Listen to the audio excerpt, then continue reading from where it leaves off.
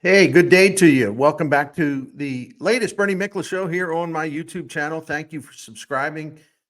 Keep getting the word out for us. Appreciate your support. Appreciate all your comments. I learn from them. I like them. I'm challenged by them. It's really good stuff. Please hit the like button. And thank you. Thank you. Thank you. Thank you, as always. All right. Today, I want to talk about something. Chaim Bloom. I want to talk about, I want to push back on this undercurrent of,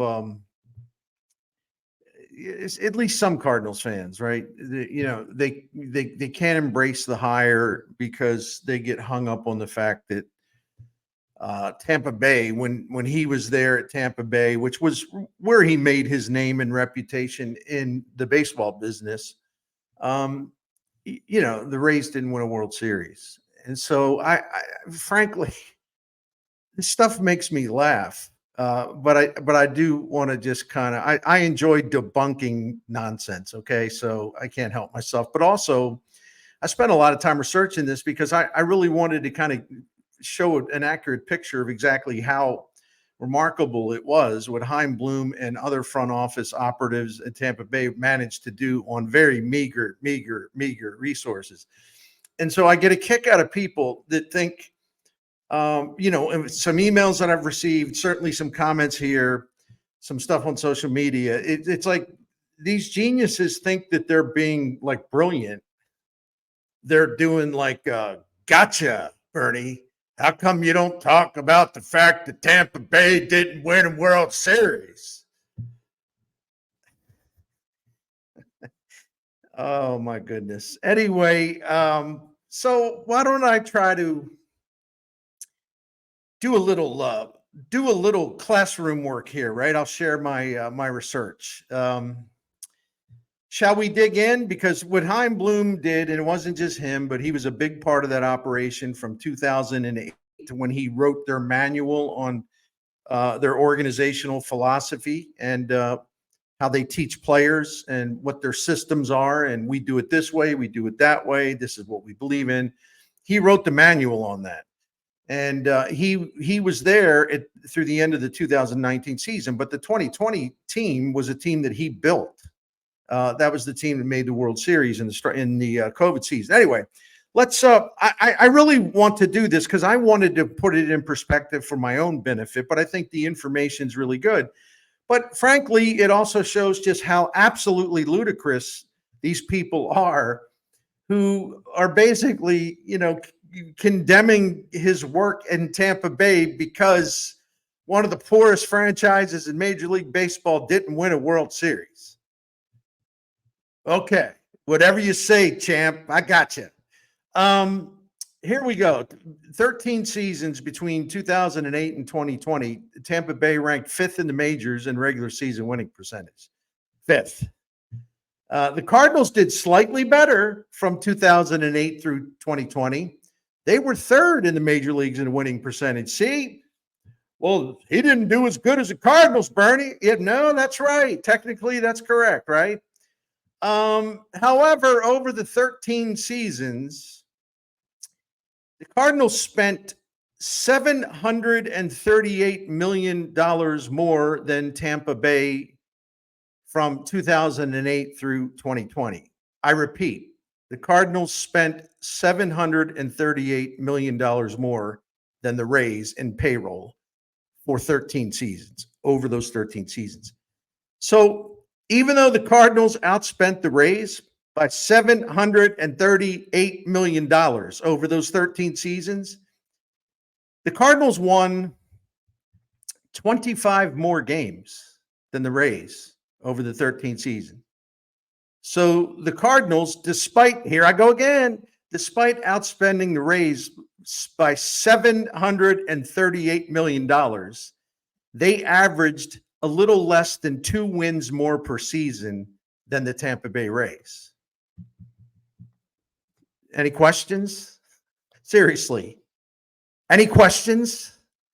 And keep in mind that the Cardinals won only 25 more games than Chaim Bloom's franchise over the 13 years, even though the Cardinals were housed in for the most part, very soft NL Central. There were times where it was better than others. But generally speaking, when you look at Tampa Bay's track, those boys were competing in a monster division, the American League East, with the Yankees, the Red Sox, the Blue Jays, who were good for a while and who spent a lot of money, plus the Orioles, who uh, weren't down all that time. They had some good years under Buck Showalter. But my point is, the Cardinals had an easier track than the Rays, much easier track. If you're talking about regular season division competition and all that stuff, and they still only won 25 more games in the Rays, even though they played in a much easier division, and they outspent the Rays by over $700 million. I really don't even know what to say to people that are still going to say, well, yeah, but he didn't win a World Series. I mean, that's what sport is all about. That's the only thing that matters. You got to win the World Series. Okay, so you don't take into account, the budget that he had to work with compared to, say, I don't know, John Mozeliak, for example. You see the point a little bit? A little bit? See that point? A little bit? Anyway, even though the Cardinals had that easier track to run on, even though they spent $738 million more in the Rays on payroll, they only won 25 more games, and people out there want to belittle Chaim Bloom's work there. Okay. How do I like to say this? I'm a little ornery today. As my late mother would say, you woke up on the wrong side of the bed. I never knew what that meant, but I think it meant you woke up grouchy. Anyway, so the people that want to belittle Chaim Bloom's work in Tampa Bay, stellar work in Tampa Bay, because the Rays never won a World Series. Let me put it this way. You folks be crazy. Okay, thank you. That's not all. Despite outspending Tampa Bay by $738 million over 13 years, the Cardinals and the Rays from 2008 through 2020, the Cardinals and the Rays each made 2 World Series.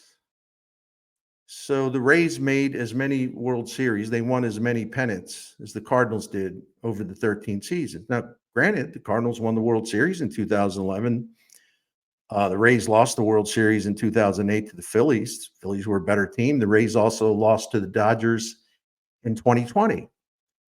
But we're talking about a franchise that I'll give you the numbers in a minute, that historically is in the bottom 5, realistically in the bottom 3 of payroll, and at the bottom annually in terms of attendance at home.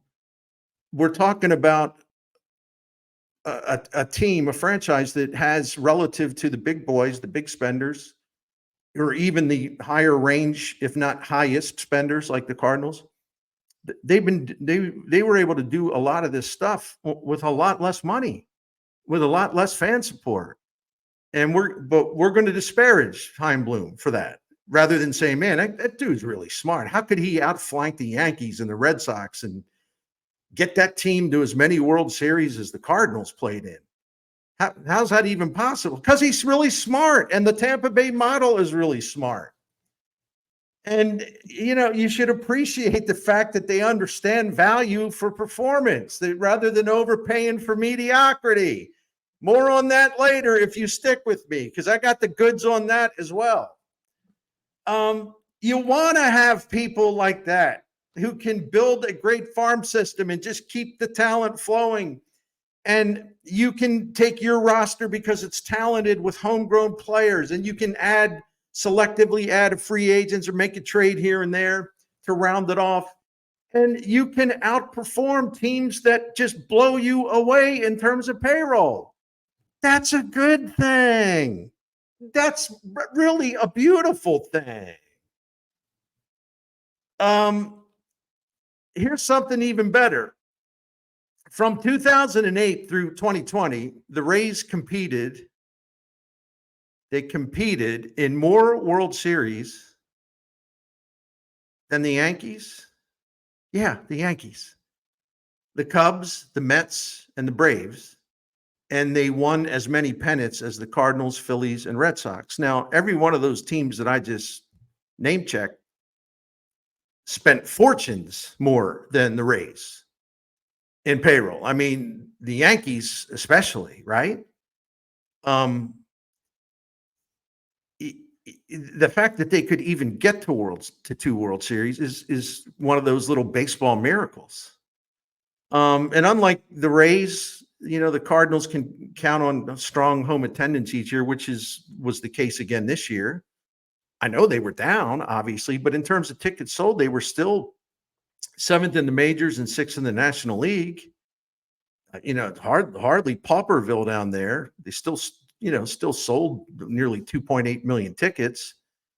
And from 2008 through 2019, I'm not counting 2020 because there wasn't many fans allowed in the ballpark because of COVID. But from 2008 through 2019, the Cardinals finished among the top three teams in National League home attendance 11 times in 12 years.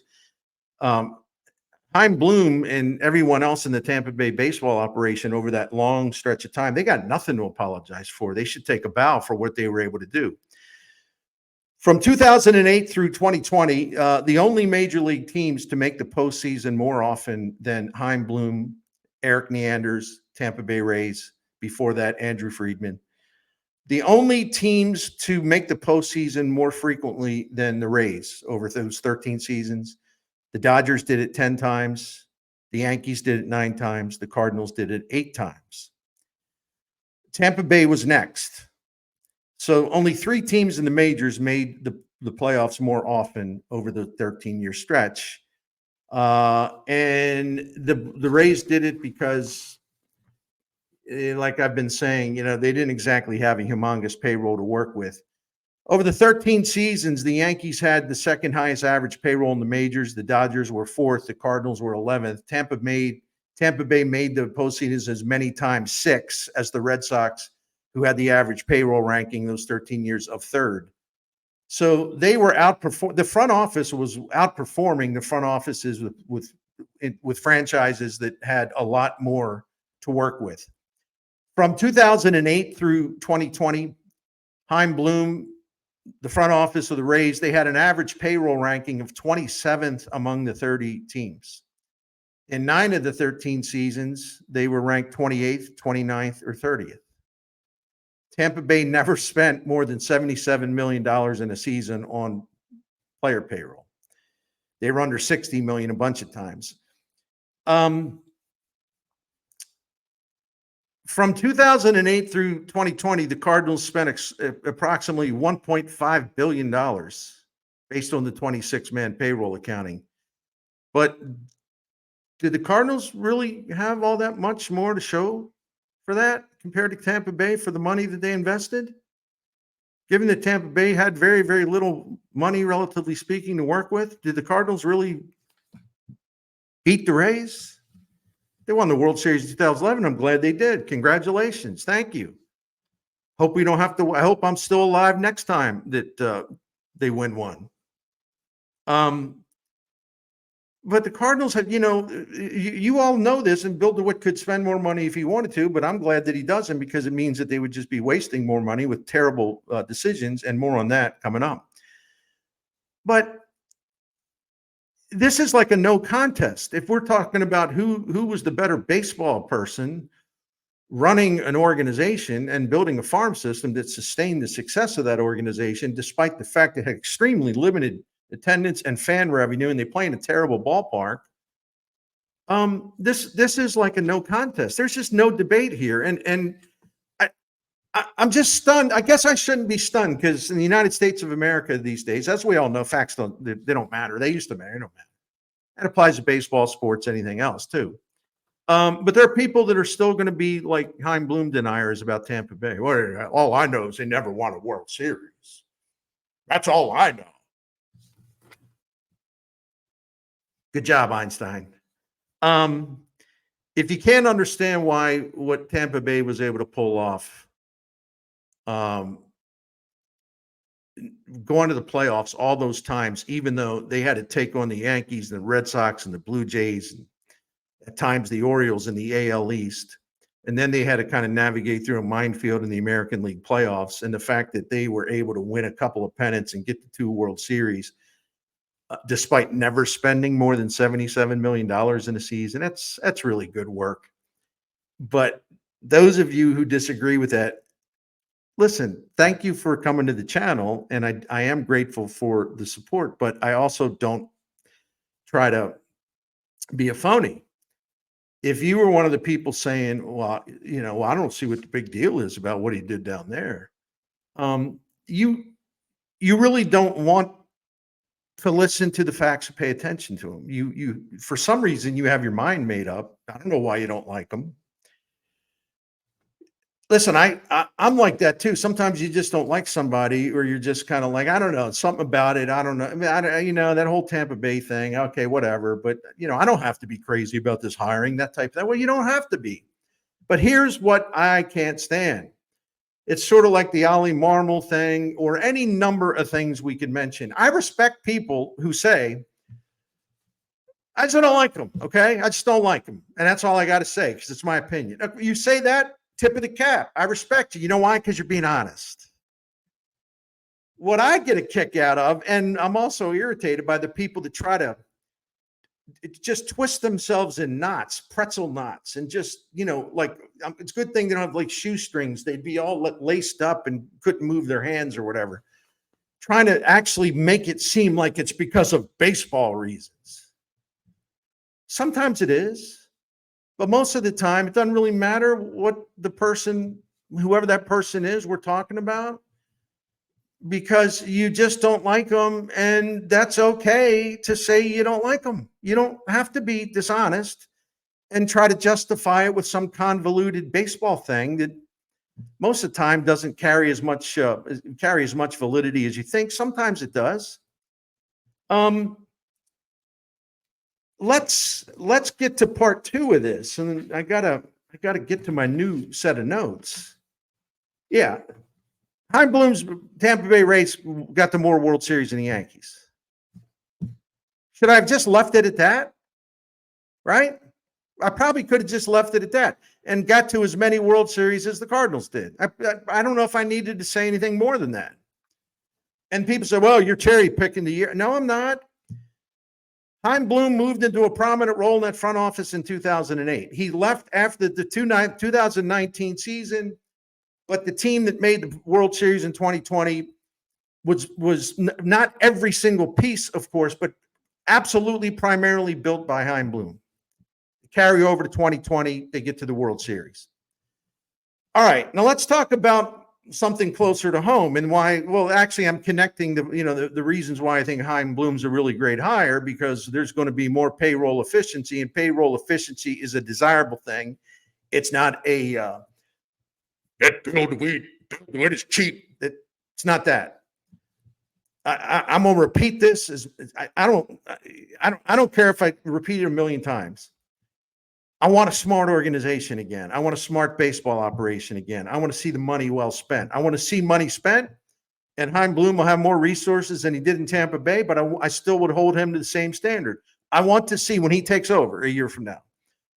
But I'm still going to apply to the same standard. Did whatever money is available to you, did you spend it smartly? Yeah, everyone's going to make a mistake. That's the other thing I like about people. They'll point out, well, you didn't mention he signed Trevor Story in Boston. That hasn't worked out. No, it hasn't. But I also remember for about 3 years running, maybe longer, Cardinals fans filled up my email box and text message lines at radio stations like, Cardinals need to go get that Trevor Story. They got to go get him, and then you got to reunite him with Arenado, and then you sign him to a long-term contract. I heard that a million times. Okay, so Chaim Bloom did that, but now you're going to use it against him. But if the Cardinals had done it, you would have been, oh, see, that's exactly what we wanted here. We needed Trevor Story. So spare me the hypocrisy. Again, I'd rather you just be really honest, even if I disagree with the opinion. I don't need the hypocrisy. All right, that's true of anybody, including the woman I love who's downstairs right now, my wife. I don't have much use for hypocrisy. And I like to be called out when I'm being a hypocrite. Sometimes maybe I'm being usually I do call myself out about being a hypocrite. I will confess to being a hypocrite. Sometimes maybe I didn't realize I was being a hypocrite. I'm always open to the charge. I don't get defensive about it, because we all dabble in hypocrisy based on what an agenda might be. All right, let me get back to this. I apologize. Since the start of the 2016 season, the Cardinals have spent approximately $1.2 billion on player salaries. And what do they have to show for that investment that covers 9 seasons, including this recent season, this season? So what do they have to show for the 1.2 billion? Well, a couple of division titles, that's nice. 4 postseason appearances, 2019, 20, 21, 22, that's nice. But if you're going to hold Chaim Bloom, if you're going to hold the Cardinals to the same standard with your selective prosecution of Chaim Bloom, then we need to talk a little bit. So if your litmus test for Chaim Bloom is, he never won a World Series in Tampa. I must have missed that World Series parade, Bernie. Okay. If that's your criteria, all right, we can do it that way. So the Cardinals, like I said, 4 playoff appearances, whatever, although they've missed the playoffs 5 of the last 8 full seasons. But for their $1.2 billion over the last 9 years, the Cardinals have 4 postseason wins. 4. And they've lost 9 out of their last 10. In 20, 21, and 22 combined, the Cardinals went 1-5 against the Padres, Dodgers, and Phillies. So over the last 5 seasons, 20, 21, 22, 23, 24, over the last 5 seasons, the Cardinals paid their players $740 million. And the reward for all of that expenditure, $740 million. Uno. Postseason victory. One. That Chaim Bloom never won a World Series in Tampa with that $60 million payroll. I don't see why he's considered so good. Let's take a look at the spending this year and where it got them. It did get them to 83 wins, which was the same amount as the 2006 Cardinals who won the World Series. Different time, different place. All right, I'm going to read you a lot of names here, but it's the only way I can do this. The Cardinals paid. There's 13 players on this list, including Paul DeJong. And you're like, well, wait a minute, he's gone. No, he is gone. We know that, but according to Fangraphs, the Cardinals still owed the Blue Jays $2 million this year for the trade that sent DeJong to Toronto last summer. So you add that to the 2024 payroll scale. You just do. So let me read you these names. Okay, the Cardinals paid Paul Goldschmidt, Nolan Arenado, Miles Michaelis, Steven Matz, Kyle Gibson, Lance Lynn, Keenan Middleton, Giovanni Gallegos, Tommy Edman, Dylan Carlson, Matt Carpenter, Brandon Crawford, and Paul DeJong, a total of $123.6 million. I explained why DeJong is on the list. Middleton was a free agent reliever that I thought it was a good signing, but you never can predict reliever injuries. He signed for $5 million but never pitched because of a forearm injury. Edman never played an inning for the Cardinals until they moved him to the Dodgers in the 3-team trade that brought Eric Fetty here as the pitcher. But the Cardinals, before they traded Edman, they paid him $4.66 million for this season, and then the Dodgers picked it up from there, whatever was left. So they paid him $4.66 million to rehab from his wrist surgery. They also paid Dylan Carlson over $1.6 million before they got him down to Tampa Bay. Gallegos flamed out early in the 2024 season, and they stopped using him and then eventually designated him for assignment. $5.5 million wasted there. So if you add up the performance value of those 13 players, okay, and I'm using wins above replacement because, as I always say, it's just a snapshot. You don't have to embrace it. It just gives you an idea. So for that $123.6 million paid to 13 players, 12 players plus the $2 million to Toronto, the Cardinals got, in terms of value, they got 7.7 wins above replacement out of 13 separate investments in salary that added up to $123.6 million. Now, I didn't include Sonny Gray on this list because, first of all, he had a deferred salary. He's making $10 million, and he was disappointing in some ways. I couldn't stand the way he pitched on the road, but he still had 3.8 wins above replacement, which is good. So no, I try to be fair here. And this has nothing to do because I know a lot of you say this, and I don't disagree at all. It's like, well, he's not a true number one. I agree, but he's still a pretty damn good pitcher. It's just that what he provided. He had a lot of strikeouts. He provided pretty good value. Just was disappointing overall. But there's nothing wrong with 3.8 wins above replacement for a $10 million salary. I didn't include Wilson Contreras because he played and he hit very, very well when healthy, but he missed substantial time because he got hit on the swing, broke a forearm, JD Martinez swing, and he got a broken finger when he got hit by a pitch. So Contreras played, he provided a lot of value when he actually played. So let's cut to the chase here. And no, it's not his fault that he, got hit by a pitch because I've heard the Contreras haters are a weird legion out there. Very strange people in terms of, I don't know why they hate this guy so much. Because you have a we'll blame him. Well, he didn't set up right. That's why he got bonked on the forearm. He set up that way because the Cardinals wanted him to, because they wanted to improve his pitch framing. This is one of the things that they suggested. It's one of the things that his brother, the Milwaukee catcher, William Contreras, suggested. You need a different setup. That's what he was doing. He got bonked on the forearm, got it fractured, and he was out. And somehow I have no idea why a guy who crowds the plate and he gets hit by a pitch, it's his fault. He wasn't standing on home plate when Pablo Lopez delivered that fastball that hit him on the whatever, I think it was the middle finger, maybe the index finger. People are actually like pointing that finger at Contreras. You never saw players, you never saw hitters crowd the plate.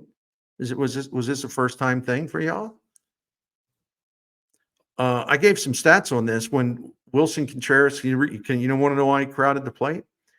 Because when they would pitch him outside, thinking, well, if I miss inside, he's going to kill it, or I'm going to hit him, or whatever. But I'm going to try to keep the ball away from him, and that's why Contreras set up tight on the plate, because he could get to the outside pitch and drive it. He hit 340 this year on outside pitches, and the slugging percentage was like nearly 600. That's why he crowds a plate. Anyway, 7.7 wins above replacement. It's a junky return on that huge investment that the Cardinals made. Fangraphs has a thing where they have a value calculator, and they tell you basically what a player's salary would be based on his performance if he were, for example, to sign a 1-year contract as a free agent.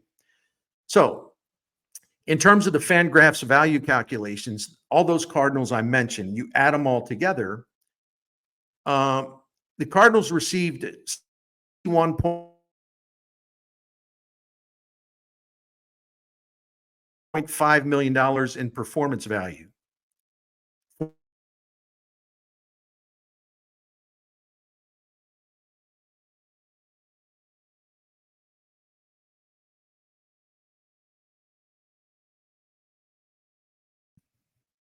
Back. I think I'm back. We had a little glitch there. Something's been going on with I think I'm back. This is unprofessional, not intentionally. I've been having glitches, which I'm going to get to work on. I'm trying to figure out what the reason is. It could be some bad wireless or whatever. So I apologize for that, but we're back. And if you want to talk about Chaim Bloom not winning a World Series during his time in Tampa Bay, you can do whatever you want. I mean, just given the resources, they did a fantastic job down there. And if you want to start screaming Boston, Boston, Boston, to declare Bloom a failure, and I've seen it in the comment section, he was a failure there, Bernie. No, he wasn't. I could school you on a lot of things, but I have a feeling it won't matter, because once you make up your mind, that's it. Facts don't matter. I get it. So if you don't like Bloom, you don't have to like Bloom. If you think they could have done better, okay, you think they could have done better. Let me know if you want in this comment section, who would you like to have hired? Number one, rebuild the farm system. There was nobody better out there and more qualified than Chaim Bloom for that job, and that's a huge, huge, huge, huge thing. And who would you like to have do that and then take over for John Mozeliak? So you can tell me and the person has to be available, by the way. This isn't like a fantasy football draft or something. You can't say, "Well, I'd go get Dave Dombrowski or what." No, he's got a job. I'm talking about who is out there now would be like a president of baseball operations for you. You know, you're going to go. You probably pick some dinosaur or something. Whatever. It's okay. But I'm just saying. I think Chaim Bloom, for many reasons, is ideal for this opportunity. And as I mentioned yesterday, Chaim Bloom also learned from the mistakes he made as the chief baseball officer in Boston. So he's better prepared this time around. But I could school you on a lot of things about Boston. I've done it a little bit. Well, first of all, ownership wanted him to slash payroll. Hey, we're in here, farm system. We're going to slash. We're going to slash payroll. Okay, he did that. He built a great farm system for them and got it done in two time. When he took a really short time, when he took over, they had the 30th farm system, dead last. By the end of this year, and with the players that he drafted, they had the third best farm system in baseball. So they went from 30 to third, 30 to number 3. And they did make the playoffs once. They finished last a couple of times, but that's kind of what happens when your owner says, "Look, your priority, Mr. Bloom, is to get this farm system running. We want the Tampa Bay model. We're going to cut costs. We're going to slash budget. And we're going to rely on the homegrown players." Well, first of all, the homegrown players weren't ready then, but yet they held Chaim Bloom accountable for the record. Does that make sense to anybody? He did exactly what they told him to do when they prioritized what it is they wanted from him, and he did the job great. He rebuilt their farm system in short time.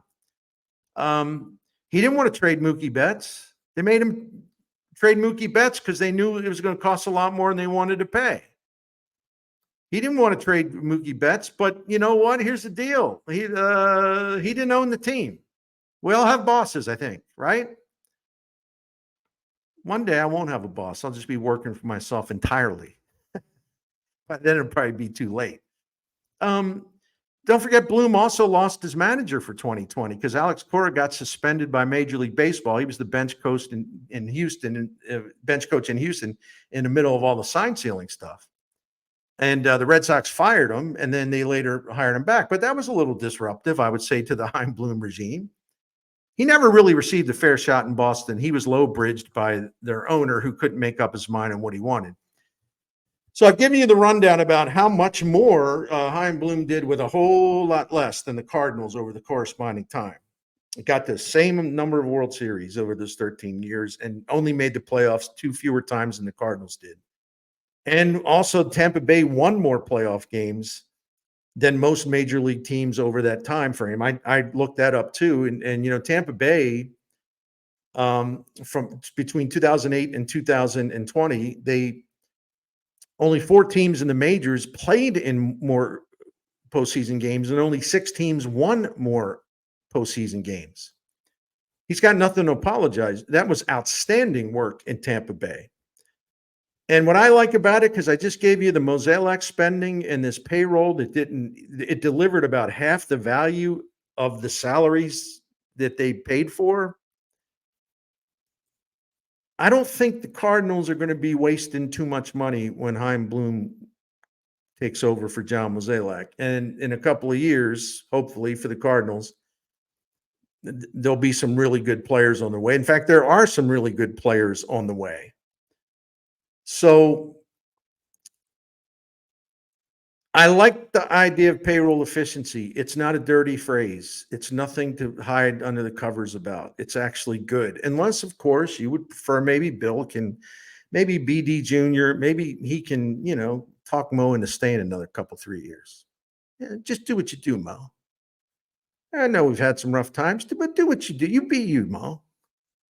Is that what you want? I don't think so. So looking forward to the Chaim Bloom era when it begins in earnest. Actually, now starting with the farm system. I actually started last year with his evaluation of the farm system. Anyway, I'm trying to sneak back later. I'm sorry for the technical glitch. Again, I'm not sure what to do here, but we're going to try to get it firmed up. I am a novice. Take care.